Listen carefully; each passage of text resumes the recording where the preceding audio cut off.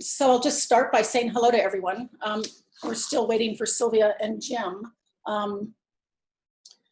If you have read the rules of civility that I think were sent to you, after this meeting, we will start at 4. If someone hasn't signed on yet, we will not wait. I will wait a little bit more today just because it's new. But I actually think meetings should start on time. So.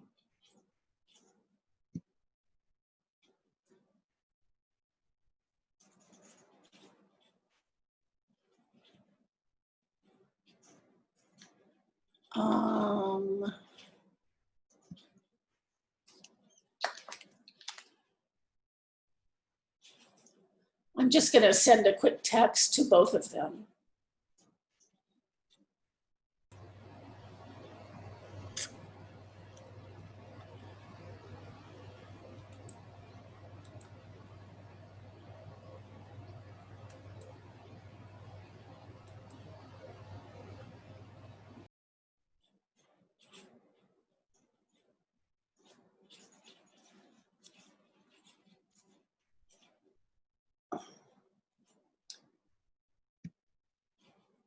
Chris, is Jim at City Hall? Do you know? He wasn't when I left there at around 5 to 4. Okay.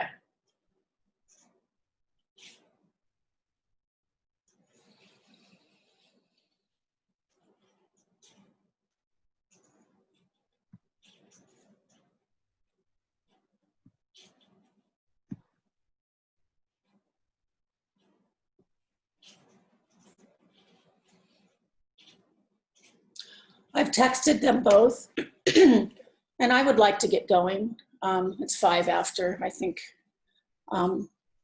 we should just move on.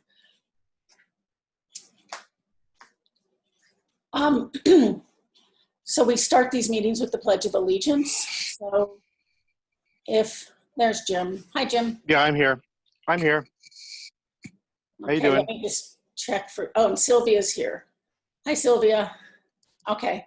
Hey, Jim, would you like to lead us in the Pledge of Allegiance, please? Sure. Okay, everyone, are we all set? Or set?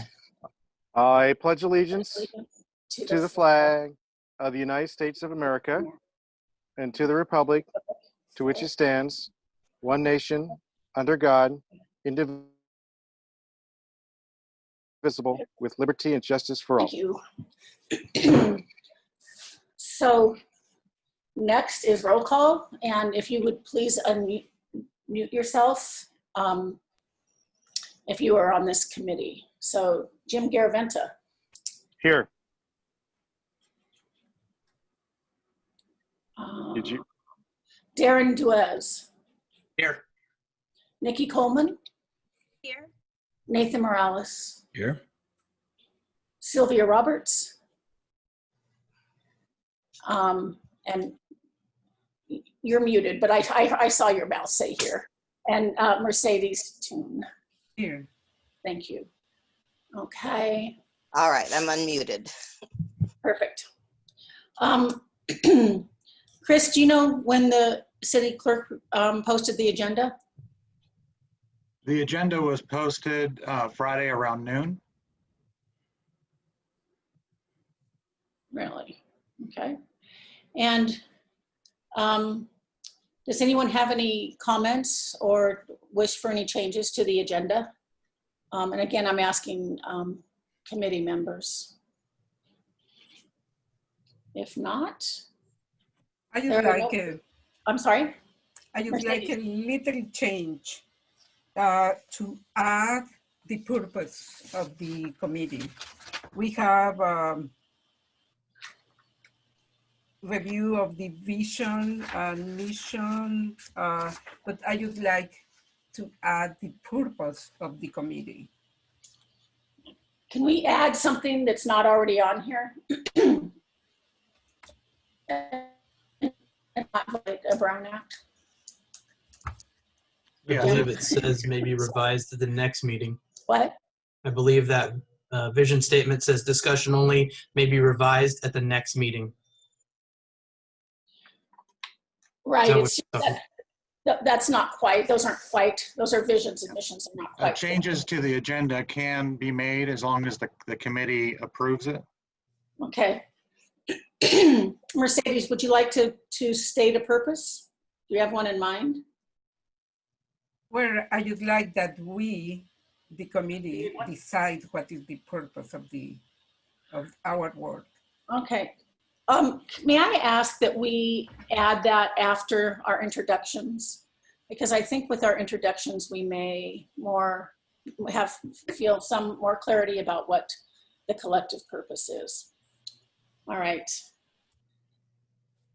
So just sort of moving right along, committee introductions, and this is sharing stories. I expect this to take the bulk of today's meeting, or certainly the majority of it. And I will start, and then I'll just sort of probably just go down the list and ask people to follow suit.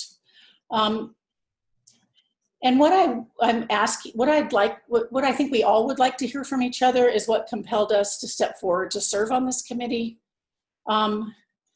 And also just to think about how our stories may intersect and how they are reflected in our approach to the work we will be doing together, creating opportunities for connection and consider its historical context. My story is a personal and actually a fairly intimate one. I was born and raised in Oakland, California. When I was 15, I was home alone. My parents had recently divorced. My mother was in Europe, and I thought it would be a good idea to stay home by myself and not go to a friend's house. I heard noises downstairs. I followed the noises downstairs, and there was a man. I saw a silhouette of a man in the bathroom. He raped me at knife point. And it's fairly traumatic for someone at any age, but at the age of 15, that is a really traumatic event. I went to stay with at a friend's house that night. My mother was, in Europe, and it took a while to get in touch with her. And the thing that I want to talk about is the trauma of that experience, but more importantly, the effect that it had on me that was completely unconscious. I was raised in a somewhat liberal household. My mother was quite liberal. I was never allowed to express prejudice or discrimination or racism ever. It was not allowed in our house. The friend whose house where I went to stay they were very, very, very kind of progressive liberal people. Their coffee table was a surfboard. The mom was an artist, well-known artist in the Oakland, Berkeley area. And the thing that's important about this story is every significant adult in my life, often their first question, but if not, it was their second question, was he Black? It didn't matter. It didn't matter their political philosophy. It didn't matter if they were left or right. It didn't matter. That was everyone's question. And what I took from that experience was not a fear of white men, and the man who raped me was white, but a deep and profound fear of Black men. And I think that's an example that I think all of us need to think about as in our own personal experiences as we walk this journey together, but also our experiences in life and how we're affected by these seemingly, very, there was no ill intent there. It was a cultural norm. And what I took from that is Black men rape, even though my own personal experience was was not that, and it was that white men rape. But these messages trickle in and drip in our lives over and over and over again. We're not monsters, but we carry out, we carry that with us and we respond. From that moment, I go to New York City a lot. When I get on a subway, I will change, but most of my life have not sat next to Black men. If I am walking down the street and a Black man is walking towards me, I will often cross the street. I will lock my car. I think really my big message here is that we call each other names a lot around this issue, and it's not, most of what we do that is so harmful in the world is not conscious. The overt kind of racism is not as dangerous as this stuff that we all, I don't know. I mean, I can't speak for any of you, I'm sorry, that I have displayed. And, I would have argued that I don't do stuff like that, and I do. So that's why I'm here. That's why this committee means so much to me. That's why I'm willing to take the hits that I have actually been taking because of this committee, because I don't want to do that anymore. I don't want my friends' biracial children to experience that anymore. I don't want my friends to experience it. And whatever we can do as a group to come up with a way that we can have these conversations with each other, not to tell each other how to think, but just to look within ourselves to see where this exists in probably all of us. That's it for me.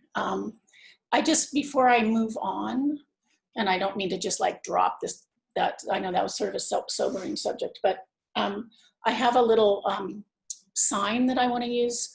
Thank you, Nikki Coleman. She suggested this. And so I made a little sign, and this is it. If you see this sign, I'd like people to speak for 5 minutes or so on this topic. If you see this sign, that means you have about 30 or 45 seconds left. See this one? It means, I'm not gonna stop you, but please wrap it up just so we can get stuff. Don't you think that's crafty of me to do this? Anyhow, thank you, Nikki Coleman. She uses these in some of her meetings at the hospital. So, okay. Nikki, why don't you go next? Hey. Aloha, my name is Nikki Coleman, and as Colette mentioned, I'm the philanthropy officer in the philanthropy department at Adventist Health Sonora. In my job, we raise money for our charitable funds for under-resourced patients and to make an impact in our community. So in that job, I feel very connected to this community. I love it so much. My great-grandparents, on my maternal side, my great-grandparents moved here from Southern California to Crystal Falls. My grandparents still live here. So the next generation, my grandmother is actually on the call this evening. And so on my mom's side, we are fourth generation Tuolumne County. On my paternal side of the family, I'm Native Hawaiian. My family lives on mostly the big island of Hawaii and smaller island of Kauai. My grandparents are activists for Indigenous rights and sovereignty. And so I grew up very much embedded in that culture and very aware of the story of how Hawaii became a state, and really have lots of feelings about the culture that was lost and the things that were taken away from Polynesians during that time, and the connection to other cultures that are not Polynesian but have faced similar things in their history. And so having that in my back pocket and having those feelings and knowing how deep those feelings run, I naturally resonate with my brothers and sisters of color during this time and this the civil rights movement that has just taken our nation by storm. I feel deeply for them, and while my experiences and my history and in my culture are not the same, sometimes they feel similar. That kind of tug on my heart. And so naturally, because of my culture, I'm a big peacekeeper. And that is one of the big reasons that I wanted to be on this committee today. In my natural sort of feeling of being a peacekeeper, I always gravitate to the feeling that we have more in common with one another than we don't. And so in the surrounding kind of building up to the Social Equity Committee and these talks and these conversations that have been taking place in our community, the need for this community lies in the simple fact that there is divide. And so I'm looking to myself in my role of this community, in this committee, to kind of stay in that peacekeeper role. I want all of us to get to know each other pretty intimately. I definitely feel, and for those of you that have been on committees and worked in teams before, I'm looking forward to establishing common ground together and finding all of those things that while we may think differently on some things, I want to focus on the things that where we believe the same. And I know that we have to establish that common ground in order to really start to heal our community and bring one another together. I know that it's possible. That's one of the big reasons that I wanted to be a part of this. Again, to focus on what we have in common.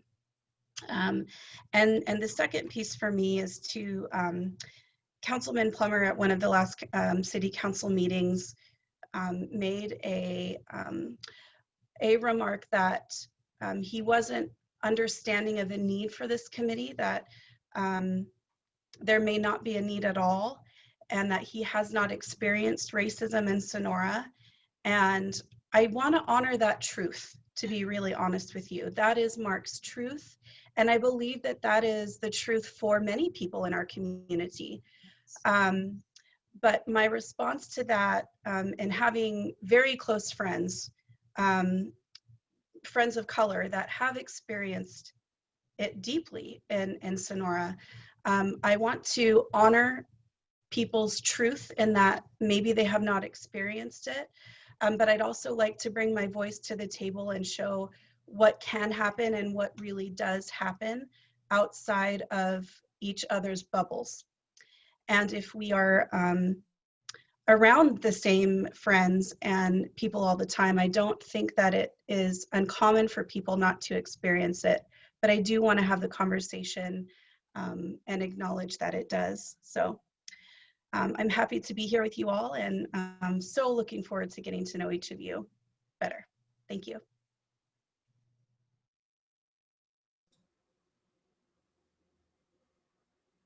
You're muted. Darren, why don't you go next, please? Hello, everyone. I'm Darren Duez, and I've been here quite a long time. I grew up on Big Hill, born and raised trailer trash. I don't think anyone understands how hard it is to really work, get out of that limelight. I grew up, my mom was a single mom. She worked her butt off, didn't really have any way of getting anything done besides hustling as hard as she could. I think that's the drive that I have today. A lot of this really comes to social equity in its own. It's an active commitment to fairness, justice, and equality. And I don't see the big push of racism here that I see everywhere else, but we do have it. Some of my best friends are Black here that live here in town. I have been called every word you can possibly think of for having friends and being with these people all my life. I've had customers of my last business absolutely treat unimaginable to where it almost went to fist fight with this guy. I'm not acceptable of anything like that. I will never be. The problem is there's a morality for every person. Every person has their own choice. I hate pigeonholing a community. I hate pigeonholing individualism, except for when it comes to racism. I think that that is just completely wrong. some of the things that I have seen. I haven't seen the young community. I got to be honest with you. It's been mostly the baby boomer community. It's been mostly the older community that has always been the drawn out push for this. What really made me want to join this committee is representation. I don't think there's a lot of people that do a good job of representing for us, the community. I don't know all your backgrounds. I know my background. I work hard every single day. This morning was a 4 a.m. get up so that I could hustle to be on, to be at this meeting, to be here. And that's what I want to do. A lot of this is stuff we're going to talk about. I think that a lot of people have hit me up on Facebook, calling me all kinds of liberal this and all kinds of that. Doesn't bother me. Doesn't bother me as long as we can have an honest conversation about what's truly going on. I think that's pretty much all I have to say.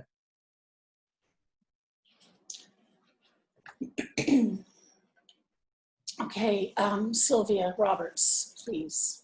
Okay. Hi, everyone. I think the reason that I wanted to join this committee is that since I was 11 years old, I've had a very firm belief that there were two worlds out there and the two worlds didn't know anything about one another. When I was 11, I lived in San Antonio, Texas, and it was the first year of integration. And I had been raised in my own kind of bubble. And that was a world in which my grandparents protected me from anything that was unpleasant. They firmly believed that children were children for a very short time and that they should be insulated from anything scary or ugly or dangerous. And so they never talked about race. And we were in the middle of the height of Jim Crow when everything was segregated. But because I was in that bubble, I didn't realize that I lived in a segregated world. When I rode on the back of the bus, my grandparents told me that we sat back there because it was closer to the exit door. And when we went in the back door of the theater, my grandparents said we did that because the popcorn was cheaper back there. They told me things like that. And of course, I didn't question it. I was a kid. So but my grandparents, my grandmother's parents were slaves. They were born slaves. They were freed by the Emancipation Proclamation. And yet somehow they got two of their children to graduate from college, the first generation out of slavery. And my grandmother was one of those people. My grandfather was a graduate, was the second Black student at the University of Massachusetts at Amherst, and he graduated from there. By 1903 and 04, they both had college degrees, and all 5 of their daughters did as well. So I was raised in this very educated family. And again, I didn't know that. I took it for granted that all families were just like mine. And when I went to my all-Black elementary school, a lot of my peers certainly did not have those advantages. And I was under the impression that the reason that they didn't speak like I did and the reason they didn't have the interests that I did was because they didn't care. They didn't want to be that way. And it annoyed me as a child. And I was a very annoying child because I was running around trying to change everyone around me. And when integration hit and I went to an all-white school all of a sudden and saw a whole different world, I liked that world better. And so at 11, I decided I didn't want to be Black anymore because the Black children who went to school with me had been warned by their parents. Emmett Till had just been murdered 2 weeks before I started school. And their parents were terrified and they didn't want their kids hurt. They didn't want them blindsided. So they prepared them with all the horrors of racism and told them they were going to a place where they might get hurt, where people weren't going to want them. But they had to go there because they were going to get a better education. And it was that important that it was worth that risk. I didn't have any of that information. I saw the fear in those children as anger, and I translated it back to my elementary school and used my 11-year-old non-logic to decide I just didn't want anything to do with that. And it sent me on a very different path down my life. And it was a long, long road back to reason and sanity and understanding. But when I did get back to that place, it occurred to me that my junior high school that I went to, my white middle school, was 6 blocks away from my house. And until that day that I went to school, the first day, I didn't know the school was there. I didn't know the neighborhood was there, because halfway between my house and there was a line that Black people didn't cross. They didn't go into that neighborhood before that time. And so, as I say, as an adult, I realized that if I could live 6 blocks away from this other world and not know it was there and not know anything about it and not understand it at all, anybody could have that experience. Anybody's bubble could insulate them to that extent. And so I've always believed as an adult that communication was the key to crossing that line. And I'm hoping that being on this committee, we can find a way to communicate. I personally would love to hear as much as possible from people who don't particularly understand why we're doing this. I want to hear why they think it isn't necessary. I want to talk to them. I've had a conversation with Mark Plummer, and it was an amazing conversation. And we did find out some things about each other, and we both walked away from that conversation feeling very, very good about our communication. And I hope this committee can cause some more experience like that to happen. That's me. Thank you, Sylvia. Mercedes, how about you go next. And unmute, yeah. Sure. I grew up in Mexico. I was born in the Yucatan Peninsula. And I grew up in a multicultural environment. My father was a lawyer, and he did a lot of pro bono work. My mother was the cultural ambassador for her little town, and for 50, 60 years, she promoted cultural activities there. My godfather, because I grew up in a Catholic family, and I don't call myself Catholic anymore, but I have a godfather. My godfather was Chinese. One of my uncles was Lebanese. The Yucatan Peninsula had several migrations from China and from Lebanon in the 1800s. So I grew up not knowing the differences that I learned to see here in the United States. It was a very different world for me. So in Mexico, when I went to college, I had the opportunity to have relationships with people that were coming from Chile after the Civil War. And later on, as a professional, I work with refugee communities coming from the Guatemalan Civil War. So I was aware, I had this environment that was multicultural, where everyone was treated with all the conflicts that can be in any normal uh, society, multicultural society. But my experience getting to know people coming from civil wars really create a huge impact in my heart. So when I moved to the United States 20 years ago, and I moved here because I got in love, I married somebody that was from Twine Heart. I had no idea where I was getting into.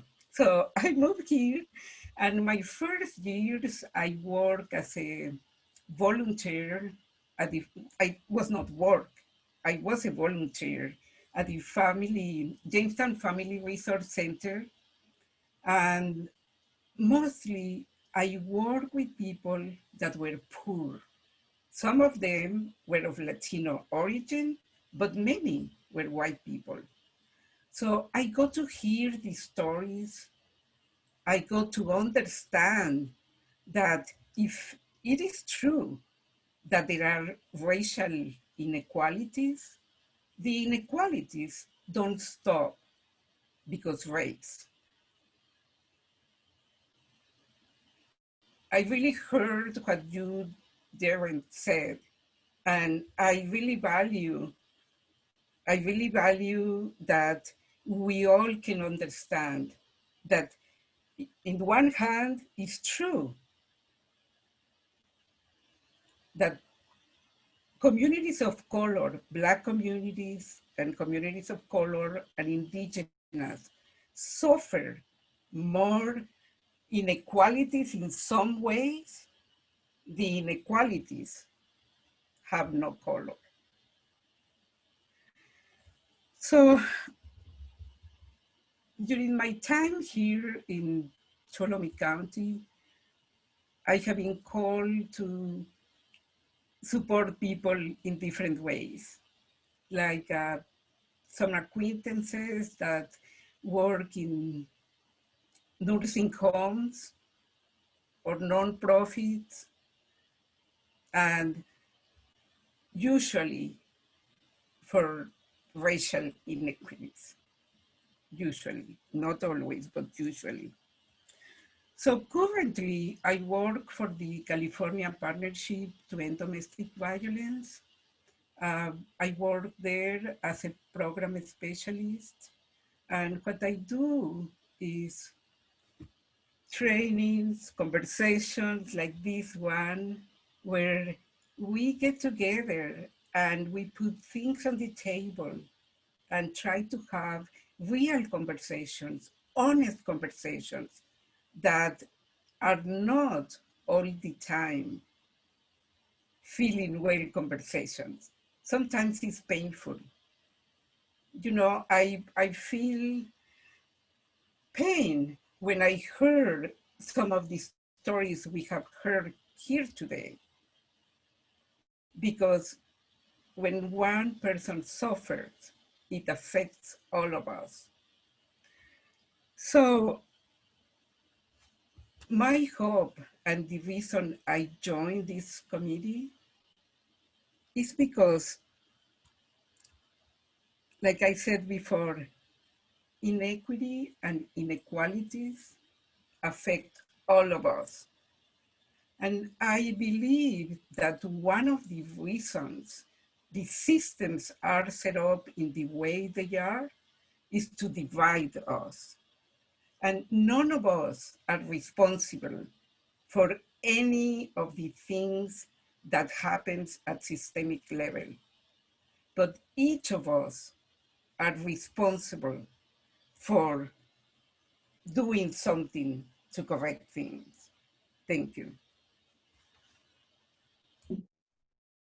Thanks, Mercedes. Nathan Morales, why don't you Sure. introduce yourself, please? Okay, I'm Nathan Morales. I'm a local real estate agent here. My grandparents were from Mexico and they crossed over the border into Texas and then quickly migrated to California.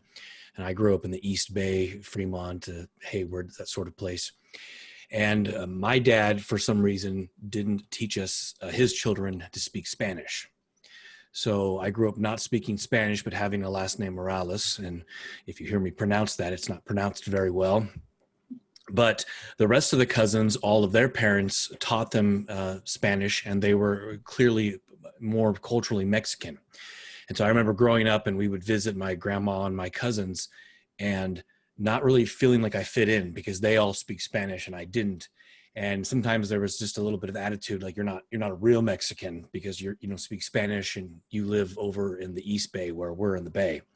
So that was always frustrating growing up. And then later on, my parents got divorced. My mom moved up to Tuolumne County. And so I moved up to Tuolumne County, went to Somerville Elementary and High. And we were very, very poor. My mom was on welfare. She was a drug dealer. And we were in and out of places, power being shut off all the time, homeless in and out, not a very good life.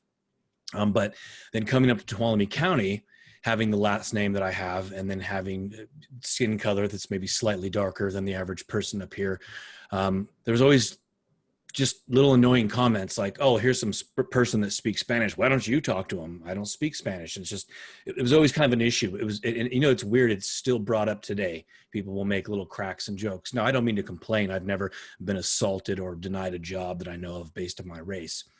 But what I've discovered is that I think we can all learn to be kinder and to be more understanding and to be open to the conversation. I really like what I'm hearing here so far. And I think that it's totally true. If you sit down and turn off the TV and turn off the noise and you sit down in front of another human being and just talk to them, you will learn a lot. And so I'm interested in hearing the stories and sharing and, you know, contributing in any way that I can. So that's why I'm here. Thank you. Thank you, Nathan. Jim, I guess that kind of leaves me, doesn't it? you were the bookend. Okay. I guess the primary reason that I'm here is that when this committee was first put together, it was going to be Colette and Mark on the city council that was going to be on the committee, and Mark, after some thought and I guess feedback from people and everything, decided to step down and asked. Kind of wanted me to fill in for him, and the rest of the council decided that. So that's kind of the logistics of why I'm on here.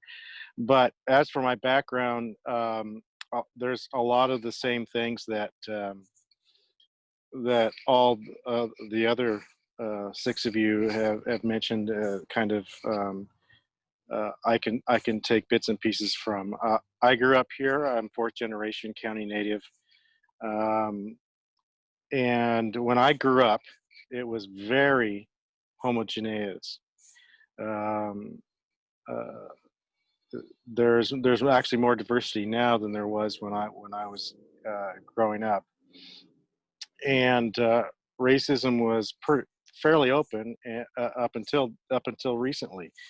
Uh, it had changed, and I mean, when I was a kid, it was just open, people throwing epithets, saying things about people. It was a lot of it stemmed from the frankly, by not knowing anyone of color in their community, so they just formed stereotypes and were pretty blatant in their racism. That has changed, or at least I thought it had, until the last few years.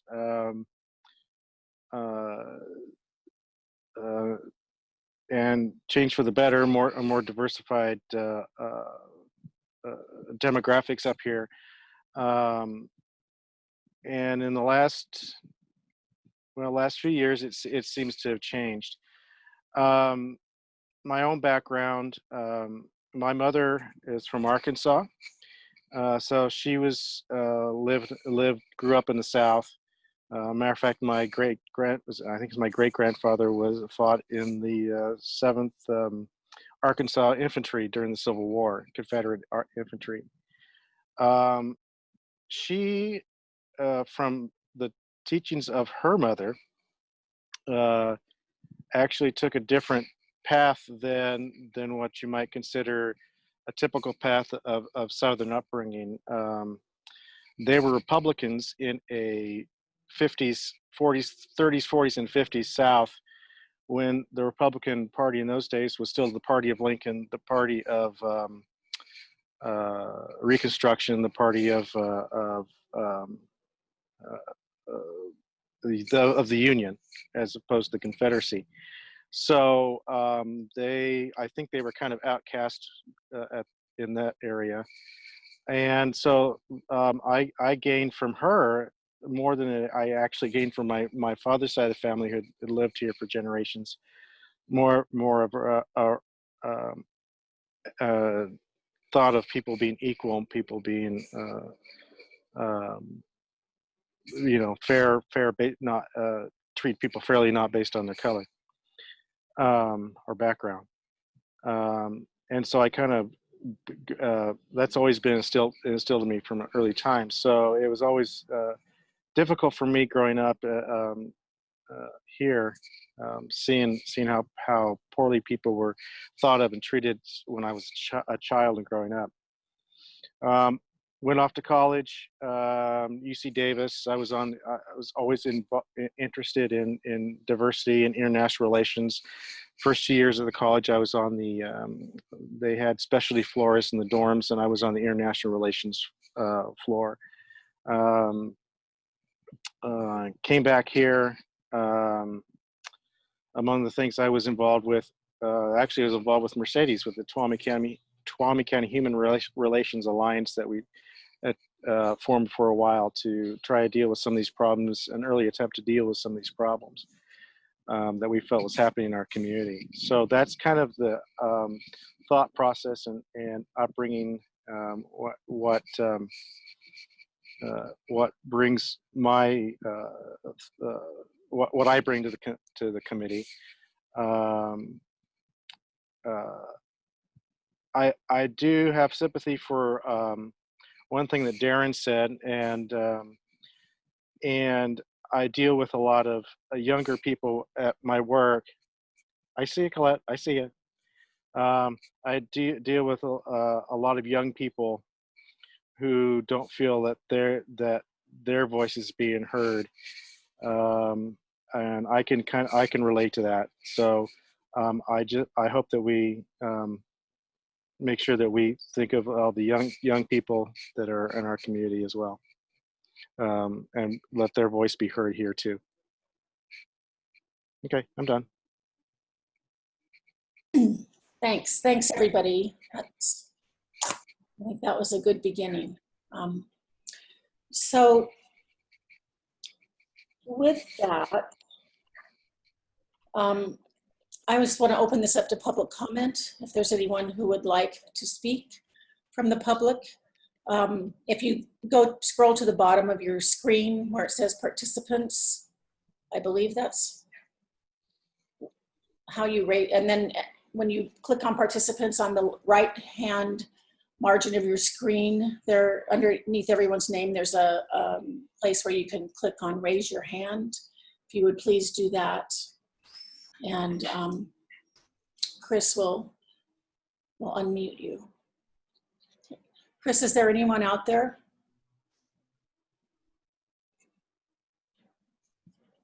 Not that I see. Okay. Oh, there's Meryl Soto just raised her hand. Okay, thank you. Hi, Meryl. Hi, Colette. I think this is really a great idea, and I really appreciate that there's a lot to be gained from, first and foremost, for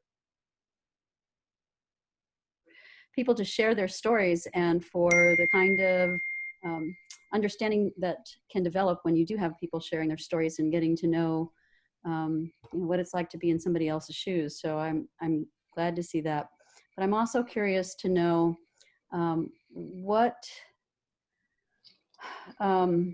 is it that the committee is seeking to do that will further social justice and equity here in Sonora. How will you work to identify what problems there are? Because I think one of the things that Sylvia Roberts made really clear is that it's really, if you haven't walked through life as a Black person, it's going to be really hard for you to know what it's like to live in that experience and what the experience of being in a primarily white community is like under that circumstance. And also the same is true for people who are gay or homeless. And I'm wondering what the committee will seek to do, and how it will lead to support for folks that are part of otherized communities.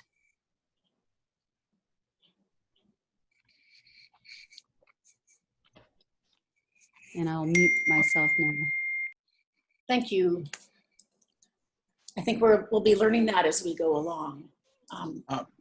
We have Carly Fox raised her hand. Okay. Hi, everyone. Hi, Carly. Thank you. Hi. I hope that, similar to what Meryl was saying and thinking through specifically what will come out of the committee, I hope the committee will really think seriously and pay special attention to education.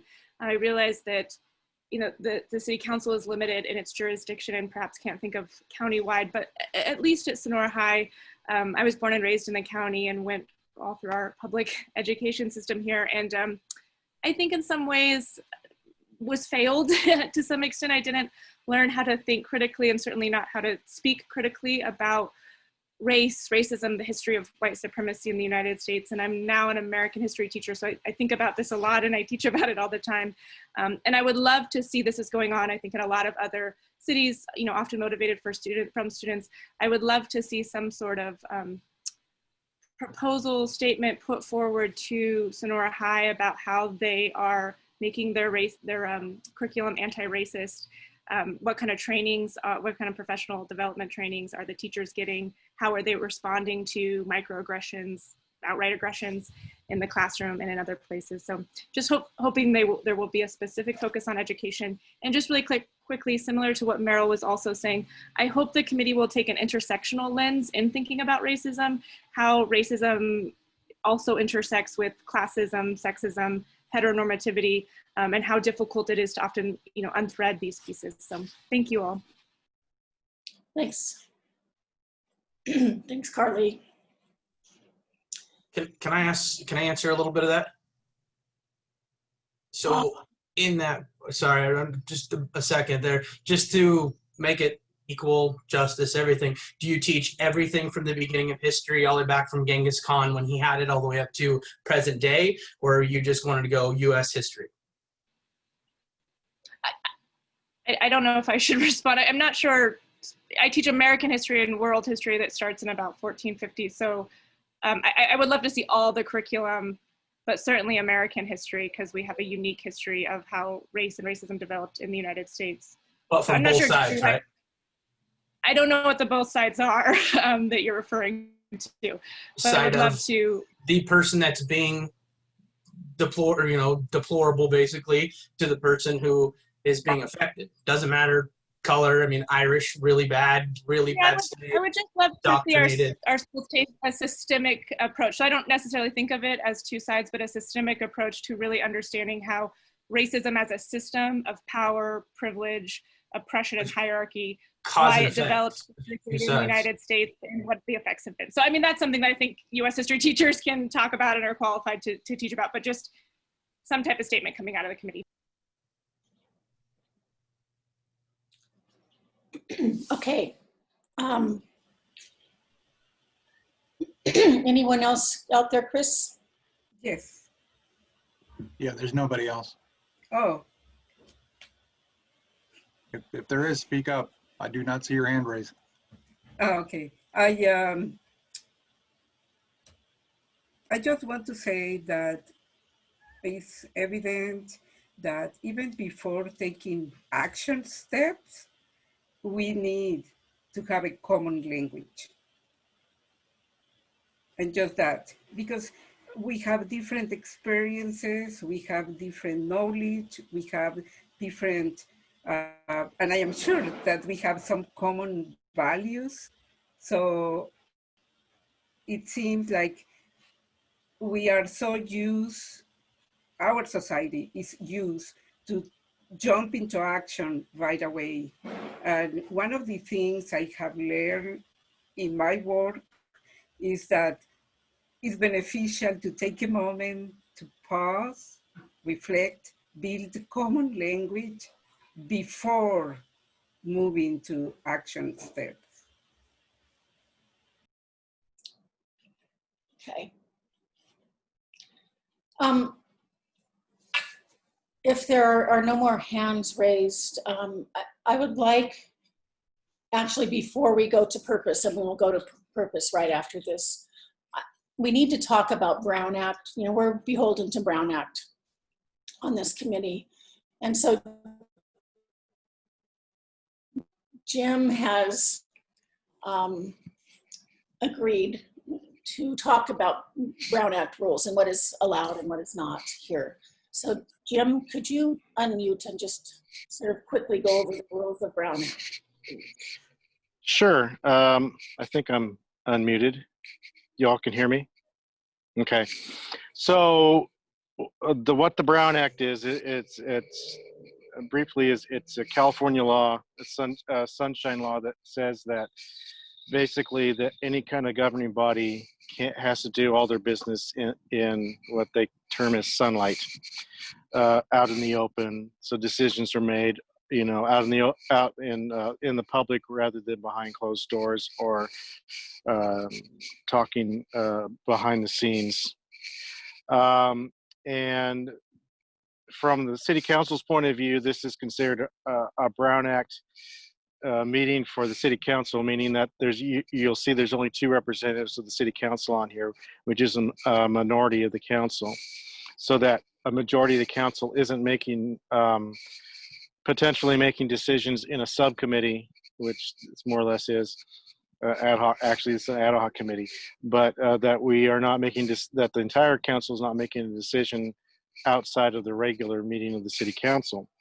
What that means for the 7 members of our committee is that the individual members of the committee, the 7 of us,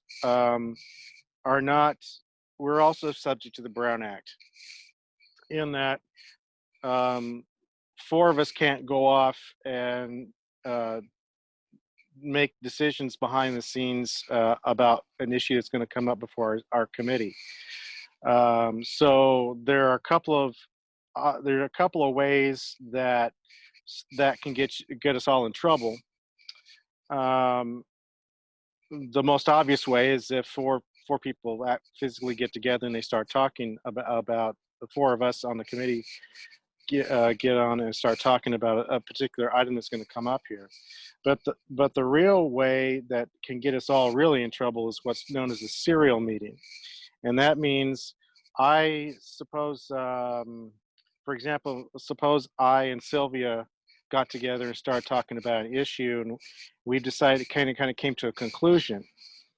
And then Sylvia talks to Colette, say, and says, well, Jim and I have been talking, and we think that this is something we ought to do. And then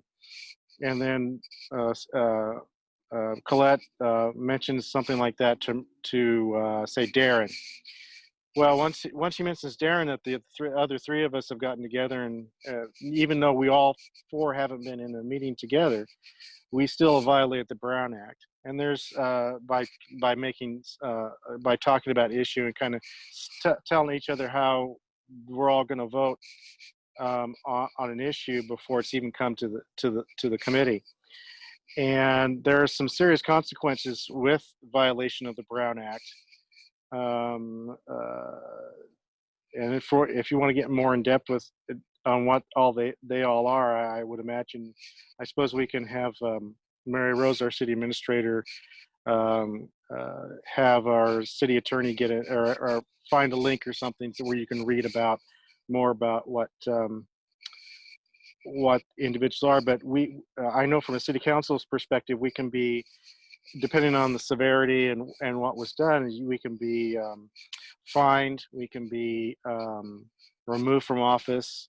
I believe we can even have jail time. So it's pretty serious. So what I would suggest that we all do is that we, make sure that when we're going to deliberate, we have a set number that's less than the majority of the people on the committee, and keep to it. The city council is pretty well versed in that. Usually we only talk with one other person about an issue if we need to bounce back and forth ideas on an issue, and stick to that one other person, and don't do that. But we're kind of trained in that as lay people, shall we say, of committee work and Brown Act issues. It's pretty safe to say that you really need to be careful of talking with individual members of the committee behind the scenes and make sure that we don't have any issues with Brown Act violations. And and that also includes phone conversations, texts, and emails. They are subject to Brown Act. So, for example, for this very committee, there was what's known as Public Records Act, a PRA request. That's what it's called in the state. Most people think of it as Freedom of Information Act. That's actually a federal act. In the state, it's called PRA. But it's the same type of thing. And we were asked to make public any phone conversations or phone text or emails that were made in regards to the Social Equity Committee and its formation over the last few months. And there was someone who requested that, and we had to submit those to our attorney, and he's going to, if he hasn't already, made those public to the person, and therefore becomes a public record. And so be careful. Government isn't always easy. And when you're tied to a government agency, you become a very public person. And even though you use your own private email and own phone messages, what you post on Facebook and all that becomes an issue. So just warning everybody out there that, do your deliberations in the open meeting when it's time to do it, rather than behind the scenes and stuff like that. So it's always a fairest rule. Thanks. So we probably should ask the other folks if they have any questions, Colette, because some of them are probably, this might be kind of a shock to them. Any questions? How public their lives are all of a sudden. This is Chris. I will make a point of placing a link on the front page of the website that links to the Brown Act, just so if there's someone that's interested, they can look that up. Cool. Thanks. Thanks, Chris. It's not really riveting reading. I just want to warn you. There are much more interesting things to read, but I might read it and just make a little list of bullet points for people for the next meeting, just so you don't have to, worry about violating it. Now we're actually, it's 5:01. We haven't even hit rules of civility today, nor have we worked on a purpose. Mercedes, I would like to ask for a purpose that we all, in these next 2 weeks, go home and write. We each just jot down our ideas about what we want the purpose to be for this meeting. Because I mean, your point is certainly well taken. About rules of civility, there are a lot listed here. I want to just talk about, please sign on at 5. I will probably not wait in the future meetings till people sign on. We'll start pretty promptly at 5. And I also want to 5 ask, or 4? I mean, excuse me, 4. I'm sorry. Thank you. 4. Yes, 4.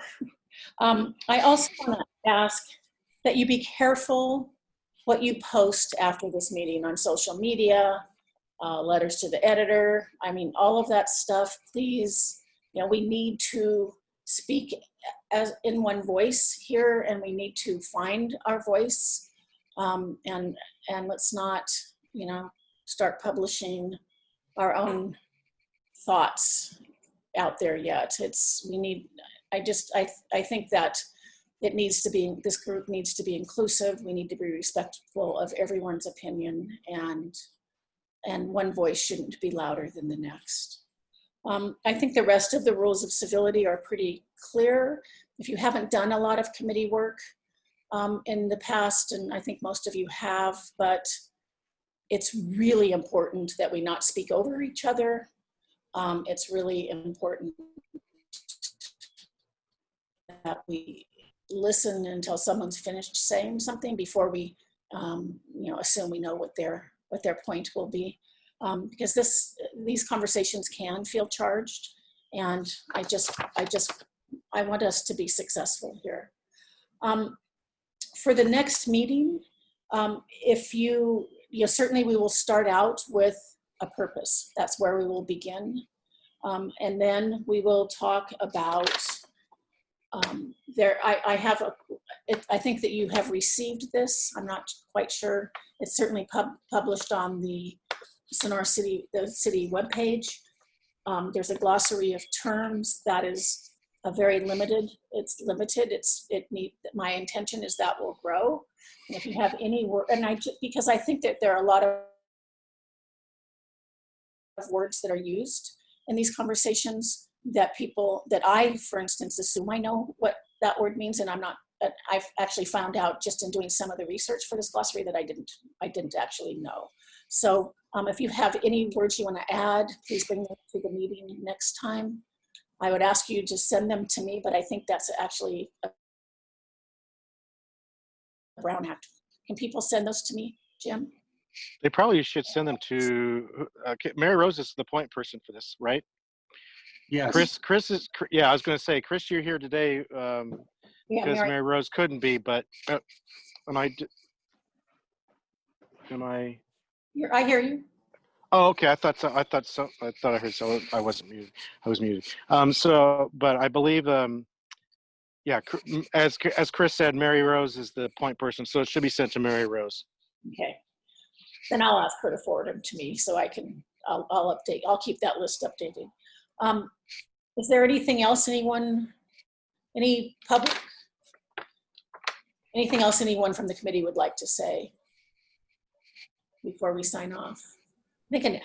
I just had a quick question. Yeah. Hi, Nathan. So, hi, with the Brown Act, I'm unfamiliar with it, obviously, and I'll look into it. But as committee members, would we be subject to that sort of audit? So at some point, could I be asked, we need to see your cell phone records if I were texting another member of the, of this committee?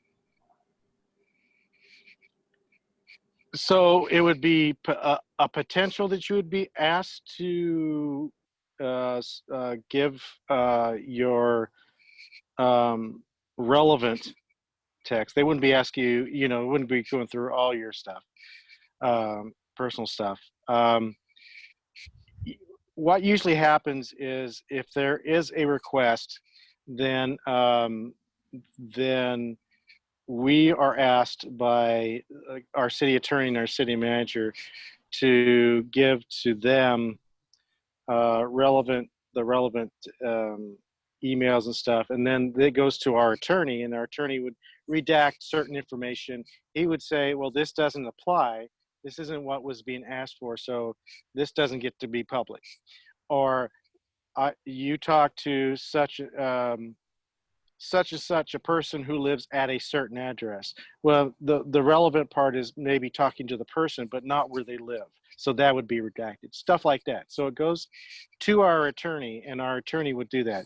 Now, I will say that PRAs are fairly rare, so they don't always happen. However, it did happen for the formation of this committee. And so it could possibly happen again in the future. It's kind of one of those things where we will cross that bridge when we come to it. So the best thing is always act with caution when you're communicating the stuff. That is something that is affects the committee. I mean, like again, I'm not a lawyer, so I'm not going to kind of get into intent and what's intent and how every email or conversation is considered relevant or not relevant. But usually what we end up doing when you dealt with this for quite a while is that you kind of stick to the point, be kind of generic in your response and to whoever you're talking to, you know, be wise about it, I guess. Don't oh, that so and so he is this, and he, get into the personalities and stuff, because that can be pulled out on the front page of the paper. So if you're discussing anything with a constituent that is has to do with situations, you just kind of just the facts, man, like Dragnet. You don't embellish and kind of stuff with people, and then you don't have to worry about it. It's always one of those things where if you don't want it seen on the front page or on Facebook, front page of the paper, don't put it down in writing. Okay, very good. Nathan, So, Nathan, just to sort of, I'm a texter. I prefer to text. I have stopped texting. I pick up the phone because, if it's yeah. it's a good practice while you're part of this, at least. I don't think it's I had a question, a quick question, and then a comment, Colette. My quick question is in regards to the recent public record request. Is it also public record who requested that? Yes. That request? Yes. Can you share who that is, or is that not? I don't know if that's been. I don't. We leave that to the lawyers usually, to Doug and his company. I believe that when anything is published, they will publish at that time who requested it. Okay. So Yes. It's one of those things where I do not want to say who it is until that is all put out there by our lawyer. For sure. And then my only comment, and kind of to speak, call it to your point about being one voice and being very aligned in what that voice is. I did enjoy getting to know everyone a little bit tonight and their introductions, but I do think perhaps at the next meeting, it's important that we as a committee establish what that voice is. I'll be honest with you, in my experience just in our community over the past few weeks since this committee was formed and announced, I have heard of a lot of pushback, and I am very well aware that there are a number of people who still are questioning the need for this committee. So I am craving some alliance from the 7 of us, just that we are all aligned in our thoughts, that we are doing this work for the right reasons, and that we are in agreement that it is needed. And I think once we sort of establish that common ground, and then we can start to dive in what these issues are that we want to tackle. But kind of developing that alliance and that agreement and sort of that rapport with each other, I think is really important. And as Mercedes mentioned, I think that a majority of our next meeting might be just in us sharing experiences and really just having some time to understand one another in order to make those decisions and sort of get a little closer. One thing I know I've thought of is this is not, we're not on the roads committee, we're not on a planning committee. These issues that we're talking about run a little deeper.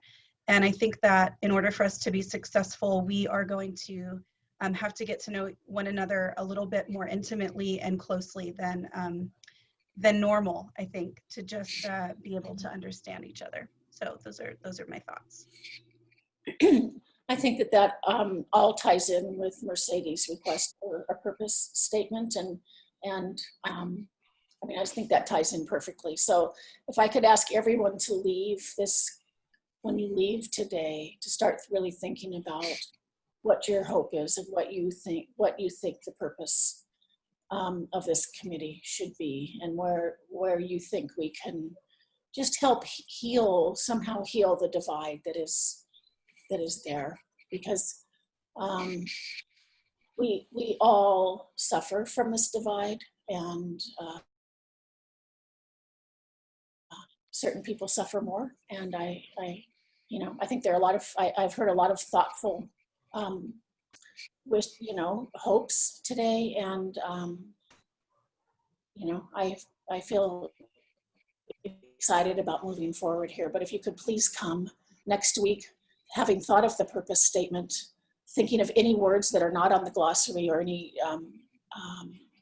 phrases that are not on the glossary that you would like defined and clarified so that we can, again, speak a common language. And with that, I think it's almost 5:15. So I think we will close for tonight, and we will meet again on sorry, I should have this on my phone. 12th, would it be the 12th? The 12th at 4, yes, it'll be the 12th. So second and fourth Monday, so it'll be the 12th and 26th next month. And thank you all so much. Thanks for being willing to do this. I know it's not easy work, and but it's good work. So happy to be here. And thank you, Chris. And thank you, Chris, for staying overtime and running the Zoom. Yeah, thanks, Chris. No problem. Thanks a lot. All right. See you all later. Thank you. Goodbye, everybody. Bye.